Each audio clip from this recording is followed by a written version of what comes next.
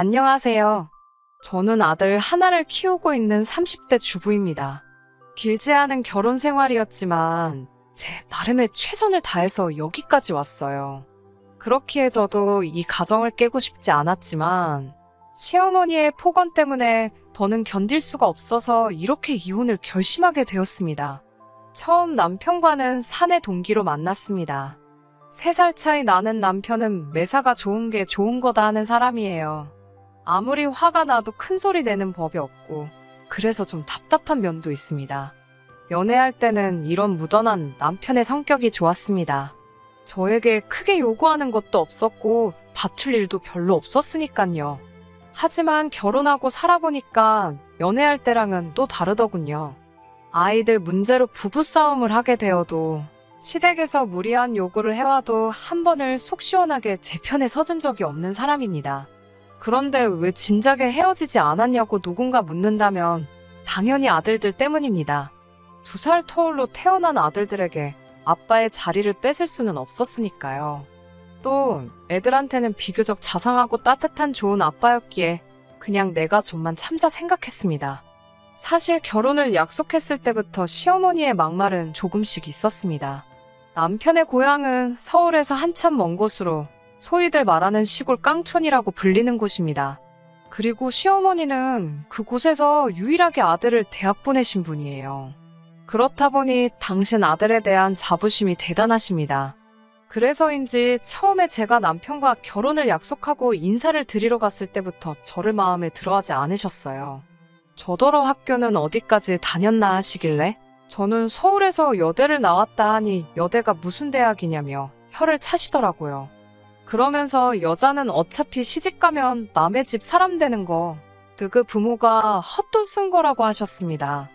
하지만 그때는 시골분이시라 말씀을 좀 거칠게 하신다 생각을 했을 뿐 파혼까지 생각하지는 못했습니다. 무엇보다 남편과 사이가 괜찮았고 남편이 시어머니께 자기가 졸업한 학교보다 이 사람이 졸업한 학교가 훨씬 좋은 대학이라고 저를 대변해 주었거든요. 그렇지만 시어머니는 그런 남편에게 언제부터 네가 나한테 말대꾸를 했냐며 괘씸하다면서 더는 들으려고 하지 않으셨습니다. 하지만 시어머니의 막말은 거기서 멈추지 않았습니다. 같이 회사를 다닐 때부터 남편은 인기가 많았어요. 아주 훤칠한 인물은 아니었지만 그래도 호감 가는 인상의 성격도 좋다고 소문이 나니 좋다는 여직원들이 많았어요. 소문으로는 대학교 다닐 때 총장 딸도 쫓아다녔다고 하더라고요. 그래서 저랑 사내 커플로 소문났을 때도 솔직히 주변 반응이 각양각색이긴 했습니다. 이게 안 들으려고 해도 다 결국엔 귀에 들어오더라고요. 보통 남직원들은 그래도 참한 여자 골라서 장가간다는 식이었고 여직원들은 눈이 삔 거 아니냐는 소리까지 하더라고요. 제가 막 아주 늘씬하고 얼굴이 예쁘고 그렇진 않거든요. 저는 사실 좀 통통하고 그냥 웃는 상이에요. 귀엽다는 소리는 몇 번 들어봤어도 예쁘다는 소리는 거의 못 들어본 게 사실이고요. 그런데 시어머니가 번번이 제 외모를 지적하시더라고요. 가만히 있는데 왜 인상을 쓰고 있냐고 하시면서 여자가 그러고 있으면 들어오던 복도 나간다고 하시고요. 한 번은 김장 때문에 신우들은 물론이고 주변 사는 이웃들까지 다 시댁에 모인 날이었습니다. 시댁 식구들은 누구 하나 할 것 없이 다들 말랐어요.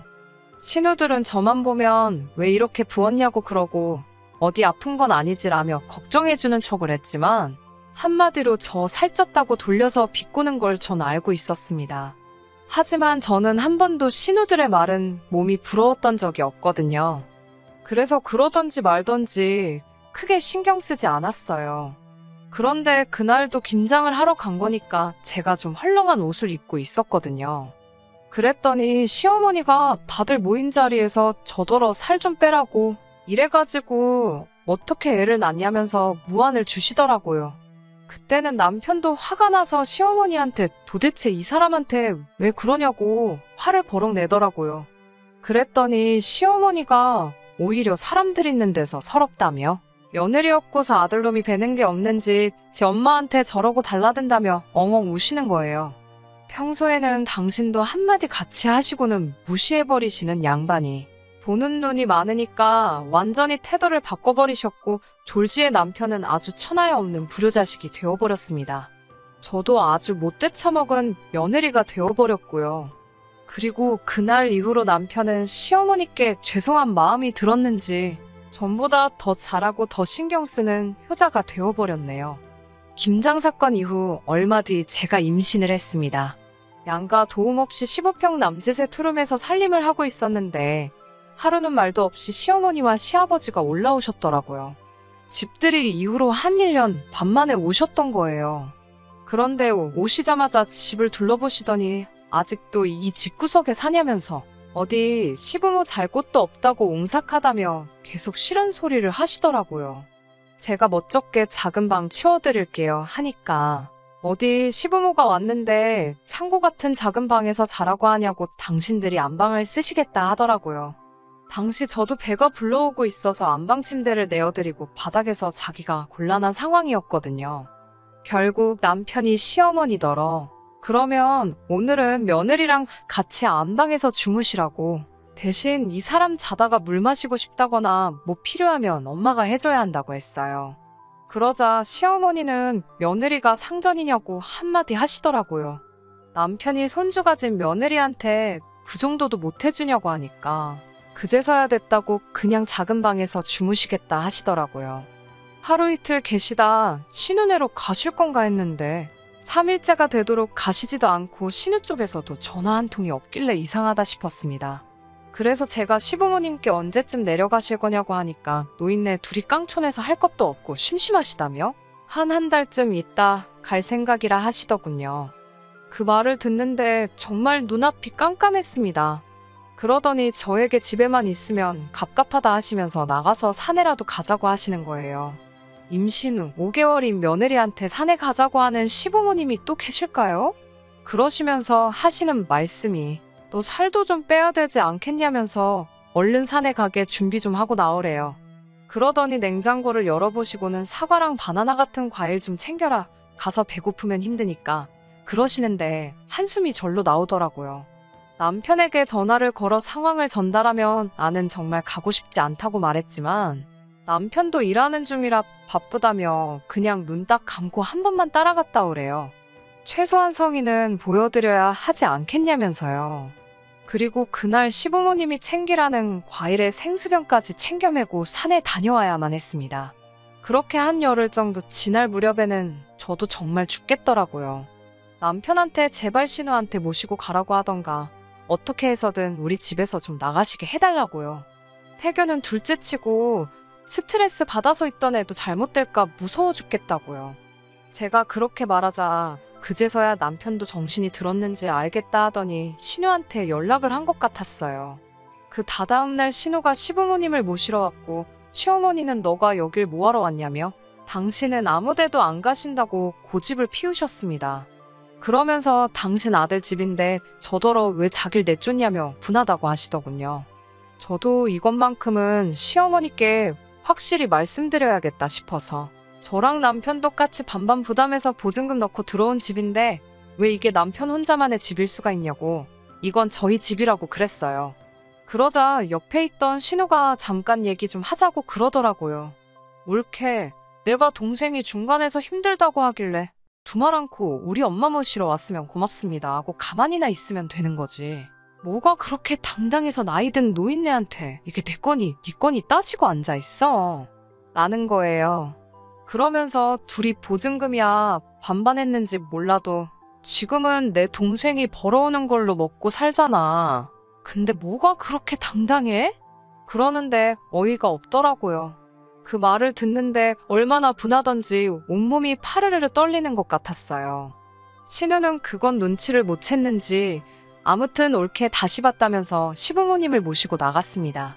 나가시면서도 그냥은 안 나가시고 무슨 저를 불구대천의 원수라도 만난 것 마냥 문 밖을 나가실 때까지 도끼 눈을 뜨고 저를 째려보고 계시더라고요. 다행히 그 이후로 시부모님은 한동안 저희 집에 발길을 끊으셨습니다. 그리고 그 덕분인지 저는 순산하여 눈에 넣어도 아프지 않을 아들을 얻게 되었어요. 아들은 누가 봐도 저를 꼭 닮아 있었습니다. 저희 친정 식구들 모두 제가 어렸을 때랑 똑같다면서 신기하다고 하더라고요.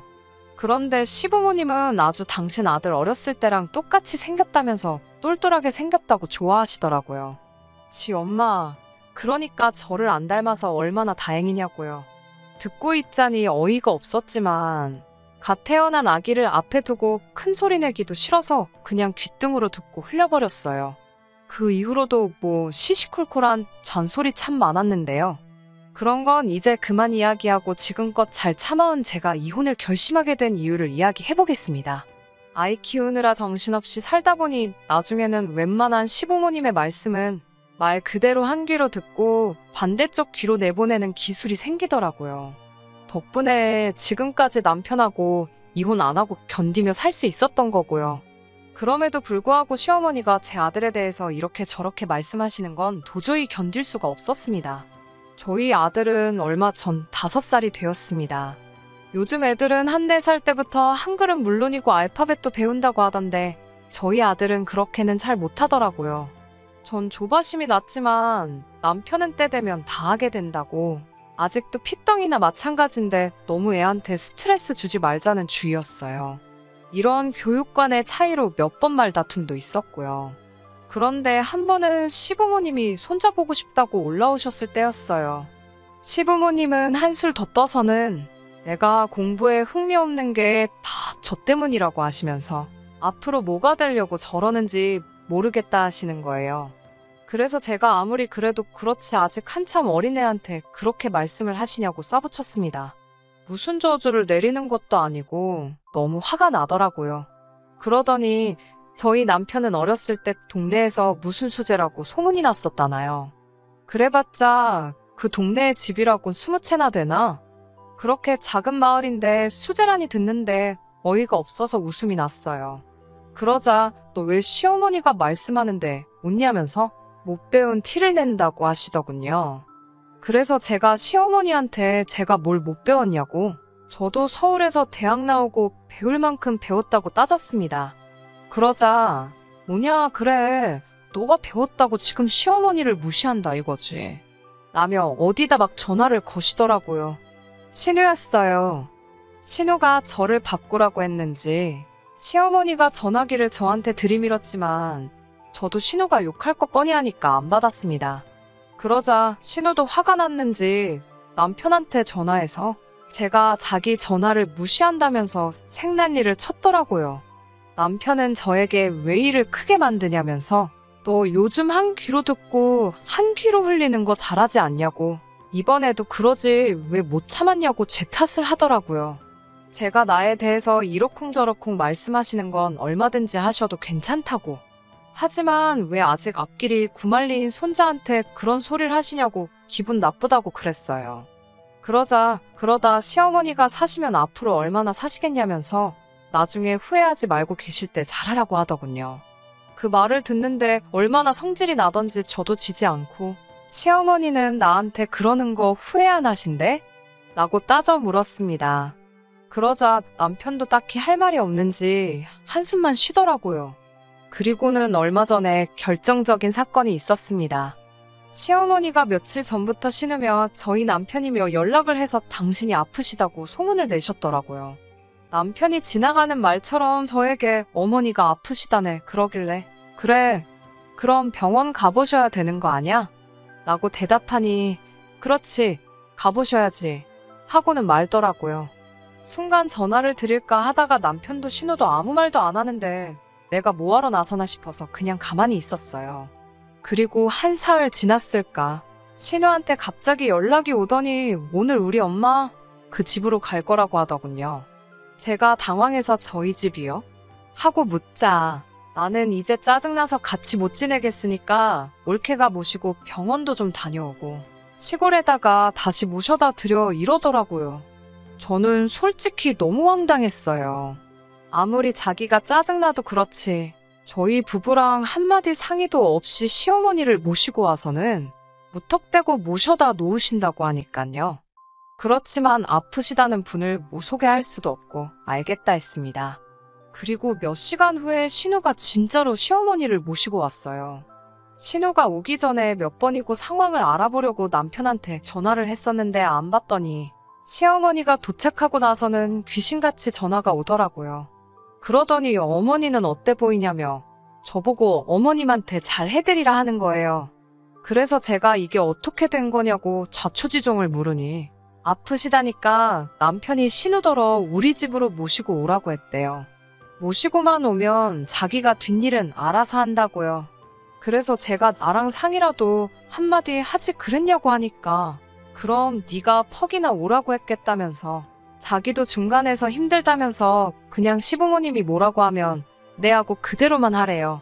그러면서 지나가는 말처럼 자기가 그 많은 여자들 중에 왜 인물 같은 거 안 보고 저를 만난 줄 아냐고 하더라고요. 고분고분하고 순한 여잔 줄 알았다면서 속은 기분이라고 하더군요. 그 말을 듣는데 망치로 머리를 한 대 맞은 느낌이었어요. 저는 그래도 남편과 사랑해서 한결혼이라고 믿었기에 시댁의 부조리한 대우에도 꼭 참고 남편만 보고 살았으니깐요. 제가 그날 밤 퇴근하고 돌아온 남편에게 나를 사랑한 적은 있냐고 물으니까 남편이 그냥 홧김에 한 소리를 가지고 또 무슨 사랑했냐는 그런 소리까지 나오냐면서 그만하자고 자기 피곤하다고 그러더군요. 지금 생각해보면 저는 그때 남편이 한 수 접고 들어가는 그 모습에서 어떻게든 희망을 찾으려고 한 것 같아요. 제대로 잠도 못 자고 다음날 일단 시어머니를 모시고 병원으로 향했습니다. 시어머니는 할 일 없는 제가 같이 가는 게 당연하다며 저더러 맨날 남편 출근하면 혼자 집에서 밥이나 해먹고 뒹굴거리니 좋겠다고 비아냥거리시더군요. 애는 옆에서 칭얼거리지 시어머니는 뭐가 불만이신지 계속 비아냥거리시지 정신이 하나도 없더라고요. 그러다 시어머니가 결정타를 날리셨습니다. 제가 운전하는 걸 가만히 보시더니 저더러 대가리에 든 건 없어도 몸땡이는 잘 굴리네 그러시는 거예요. 그런 상스러운 말은 살면서 처음 들어봤기에 저는 너무 놀라서 하마터면 가로수를 들이받을 뻔했습니다. 가까스로 차를 멈추고 제가 뒤를 돌아보며 시어머니께 방금 뭐라고 하셨냐니까 듣지 않았냐며 몸땡이는 잘 굴린다고 그러면서 그러니까 내 아들도 꼬셔내고 그러시는 거예요. 저는 바들바들 떨리는 두 손으로 간신히 핸들을 부여잡고 집에 돌아올 수 있었습니다. 집으로 돌아와 남편에게 있었던 이야기를 하니 처음엔 제 말을 못 믿겠다며 말 지어내지 말라고 저더러 아무리 시어머니가 싫어도 적당히 하라고 화를 내더라고요. 제가 녹화된 블랙박스 화면을 보여주니 그제서야 남편도 시어머니한테 왜 그런 말씀을 하셨냐고 그래요. 그러자 시어머니가 그게 왜 녹화가 돼 있냐며 당황하시더니 자기는 칭찬으로 한 소리라고 말도 안 되는 변명을 늘어놓으시더군요. 남편은 저에게 요즘 어머님 건강이 안 좋아서 그러신 것 같으니 좋은 게 좋은 거다 생각하고 그냥 넘어가자고 그러더군요. 나이 드신 양반한테 따져서 뭐가 좋겠냐고요. 그렇지만 저는 이번만큼은 사과를 받아야겠다고 했고요. 그러자 신우까지 저희 집으로 쫓아와서는 저더러 적당히 좀 하라면서 그럼 뭐 지금 시어머니더러 며느리 앞에 무릎이라도 꿇고 죄송합니다 하라는 거냐면서 억지를 쓰더라고요. 그래서 제가 나는 진정 어린 사과 한마디를 원한 건데 그것마저 안 된다고 하시니 방법이 없는 것 같다고 남편한테 나는 그만 이 집에서 나가겠다고 그랬습니다. 그러자 남편이 대번에 별소리를 다 한다면서 그럼 우리 애는? 이러더군요. 그래서 당신이 키우라고 했습니다. 애를 인질로 저를 잡아두려는 계산이었겠지만 제가 됐다고 하니 시어머니가 기세등등하게 신우한테 그럼 네가 데려다 키워라 그러시더군요. 그러자 신우도 사색이 되어서는 시어머니한테 무슨 소리냐고 내가 왜 조카를 키우냐고 됐다고 난색을 표하더군요. 그러면 아들 장선인데 어디 내다버리기도 하라는 거냐면서 애 대학교까지만 보내놓으면 그때 가서 남편이 다시 데리고 오면 되지 않냐고 하시더라고요. 신우가 얼굴이 사색이 돼서 남편한테 좀 어떻게 좀 해보라는 식으로 사인을 주더니 남편도 그제서야 시어머니한테 엄마는 왜 집사람한테 그런 소리를 해서 이 사단을 만드냐며 빨리 사과하라고 하더군요. 하지만 오히려 시간이 지날수록 제 마음은 냉정하게 식어갔고 상황도 더 명확하게 보이더군요. 저도 엄만데 아들을 포기하고 싶은 마음은 추호도 없었어요. 하지만 아들 때문에 제 인생을 포기할 수도 낭비할 수도 없었습니다. 그래서 저는 남편에게 양육권이랑 양육비 주는 조건이면 언제든지 애는 보게 해주겠다고. 그리고 이혼 후에도 만에 하나 시어머니 돌아가시고 나서 그때 가서 다시 시작하자거나 할 생각하지 말라고. 세상 그 무슨 일이 있어도 당신이 나랑 다시 합칠 일은 없을 테니까 혹시나 하는 기대도 진작에 버리라고 말해줬습니다. 남편은 저에게 생각할 시간을 달라고 하면서 일전에 자기가 저에게 했던 모든 말들은 진심이 아니니까 잊으라고 하더군요. 어머니 편, 아내 편, 둘 다 동시에 들 수는 없으니 전부 제가 이해해 줄 거라 믿고 어머니 편을 들었다고요. 그러는 편이 괜히 놓친 내 거슬러서 저한테 날이면 날마다 못 살게 굴 것을 못하게 한 거라고.